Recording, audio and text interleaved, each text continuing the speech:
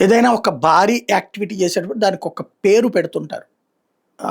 Operation Parakram అని అప్పట్లో పాకిస్తాన్ మీదన అటాక్ చేయాలనుకున్నప్పుడు వాజ్పేయి గారి టైంలో పెట్టినటువంటిది. తర్వాతన అది కంప్లీట్ చేయకపోవడం వాజ్పేయి గారి ఓటమిలో వన్ ఆఫ్ ద పార్ట్ అయిందనమాట. ఇప్పుడు ప్రభుత్వానికి ఖచ్చితంగా ఒకటి ఇప్పటికే జలయుద్ధం చేసింది.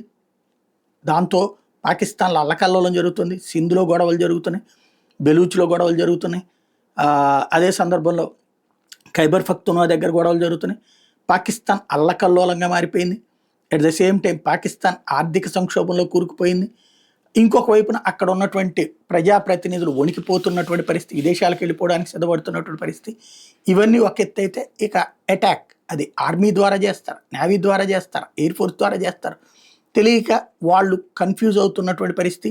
వాళ్ళే లేదు ఎయిర్ ఫోర్స్ ద్వారా చేస్తారు ఒకళ్ళు, నేవీ ద్వారా చేస్తారు ఒకళ్ళు, మేము అన్నిటికీ ప్రిపేర్డ్గా ఉన్నాం, అణుబాంబులు తెస్తామని బెదిరింపులు. వాళ్ళు అణుబాంబులు తెస్తే మనం ఏదో ఇక్కడ పల్లీలు బఠానీలు అమ్ముకుంటాం అన్నటువంటి కోణంలో నడుస్తున్నటువంటి వ్యవహారం. ఈ సందర్భంలో తాజాగా దీనికి ఆపరేషన్ పైథాన్ అని పేరు పెట్టబోతున్నారా? ఎందుకంటే కొండ చిలవల చుట్టేయడం అన్నటువంటి కోణంలో పెడతారా, లేదా మరేదైనా పేరుందా ఇంకా డిసైడ్ కాలేదు. అది చెప్తే కానీ బయటికి రాదు.